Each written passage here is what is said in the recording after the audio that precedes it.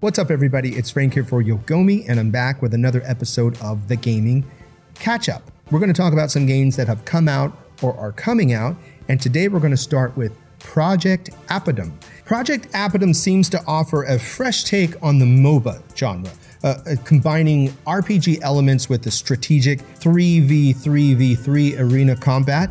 The fusion of these elements can create a unique and engaging gaming experience. Now, the backstory of the world, Pangea, and its three factions, each with distinct characteristics, and it adds depth and lore to the game. And it's always exciting to see a game with a well-thought-out narrative that immerses players in its world.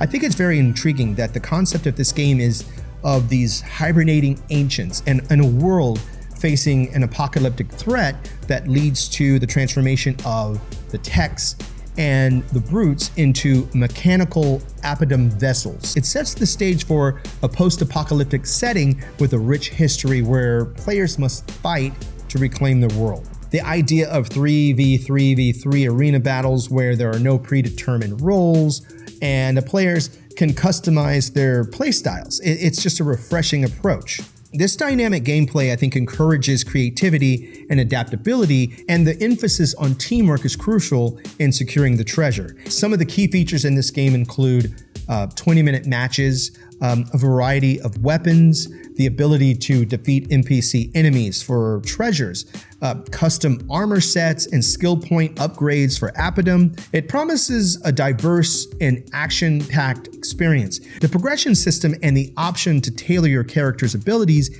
and equipment to your playstyle are quite enticing, I think. It seems to offer a balance of fast-paced action and strategic decision-making, which makes it an exciting addition to the MOBA genre.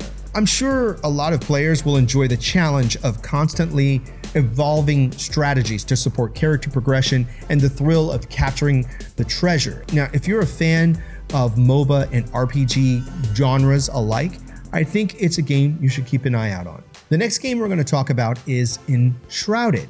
Now, survival games are quite popular these days, and it's always interesting to hear about the mechanics and gameplay features. Now, Enshrouded seems to have a focus on survival without being overly punishing, which can be a great balance for players who enjoy this genre.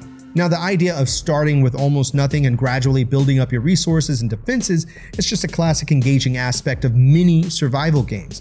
And it's interesting that the players get to establish a flame altar as their first step in this game. It seems like that's a central element to this game, and I believe the flame altar plays a significant role in helping players survive in this harsh environment. Now, the progression from simple weapons to more advanced ones, as you recruit skilled artisans and blacksmith, is a very cool concept, and it keeps the gameplay dynamic and gives the player a sense of growth and accomplishment as they develop their character and their defenses.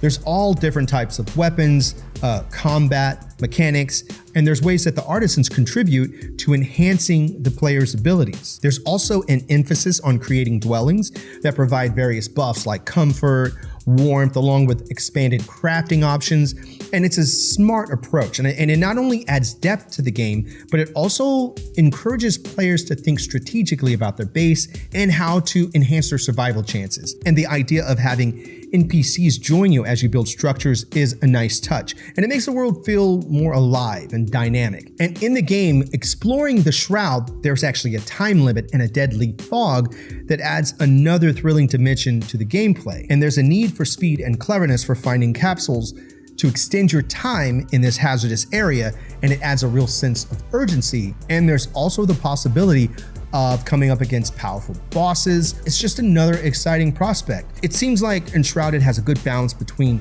risk and reward. And regarding the building and terraforming, it's always enjoyable to see how players can shape the world and create their own unique structures. Another curious thing is the terraforming mechanics in the game and how players will use their extensive creative freedom to shape the environment. Overall, I think Enshrouded seems like a very promising title for fans of survival games. Now, the next game we're going to talk about is Iron Danger. Iron Danger is actually released on the PS5 and Xbox Series X and S, and the game seems to offer a unique blend of tactical turn-based combat, and real-time action, which I've always thought was cool, having both those mechanics in one game. The time manipulation mechanic is just like a standout feature, which adds another layer of complexity to the gameplay. Now, you can rewind time up to 5 seconds, and this offers players the opportunity to strategize and find the most effective ways to deal with enemies and challenges, which is a creative twist on traditional combat mechanics. And the fusion of like Finnish folklore and steampunk design for the game's world is another compelling concept. It sounds like a visually rich and diverse setting with everything from lofty fells to primeval forests to gods and like mechanical monstrosities. And I think this combination of elements sets the stage for a unique and immersive gaming experience. Now, in the game, the protagonist, Kaipuna, who gains dominion over time, is an interesting character. Now, I have not played this game, but I am curious to know about the story and how the abilities and the interaction with the environment play into the game's narrative. Now, additionally, the highly interactive environment, including using traps and cargo, adds an extra layer of depth to the tactical gameplay. And the fact that this game, Iron Danger, received the Creative Achievement of the Year award at the Finnish Game Awards, it speaks volumes about the innovative design and gameplay. And the addition of full controller support is a very welcome feature, because I am definitely a console player and I'm about to delve into PC gaming a lot more. And I'm going to be moving to mouse and keyboard on some games, but I do like to try a lot of games first on controller because that's what I'm comfortable with. But with this feature, it does make it more accessible to console players like me. Now, the next game we're going to talk about is Ashina, the Red Witch. This game is a delightful and unique adventure with I think it has a lot to offer. The mix of exploration, puzzles, and interaction, coupled with an engaging story and intriguing characters, will certainly pique some gamers' interest. It's also really good to see games like this going out to various platforms.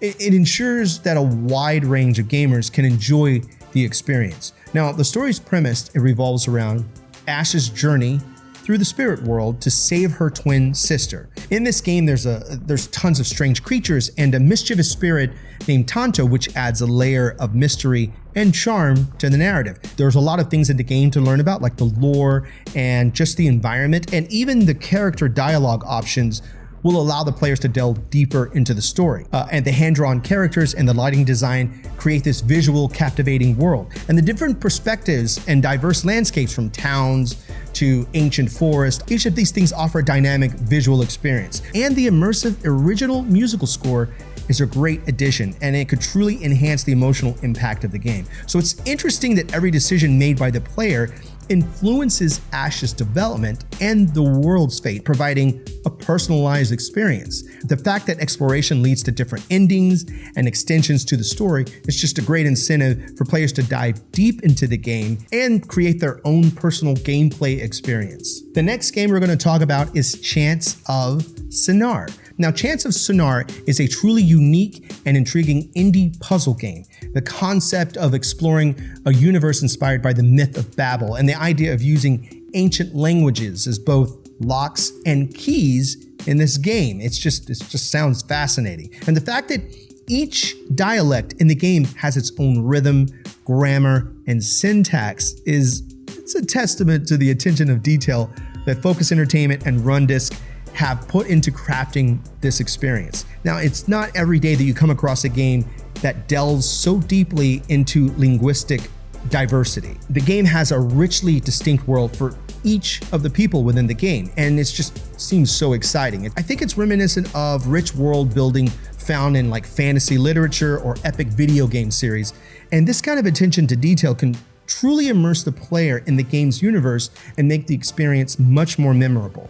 And of course, the audiovisual enchantment and the lyrical soundtrack, it just adds this extra layer of immersion. And it's also good to hear that the soundtrack will be available for purchase on Steam, because a good game soundtrack, I mean, it's a treasure in itself. Now, as a content creator, I think this game seems like a goldmine for creating an engaging and detailed content, from discussing the inspiration behind the game's universe to analyzing the linguistic aspects, the world building, and the music. I mean, there's just a wealth of material to work with here. And I could see viewers just being captivated by the stories and the lore within the tower of the Chants of Sennaar. Thanks for watching the video. If you haven't yet, check out my live channel, twitch.tv/Yogomi. I game on there every week, and I also do some chats and some music streams on there. So come check it out.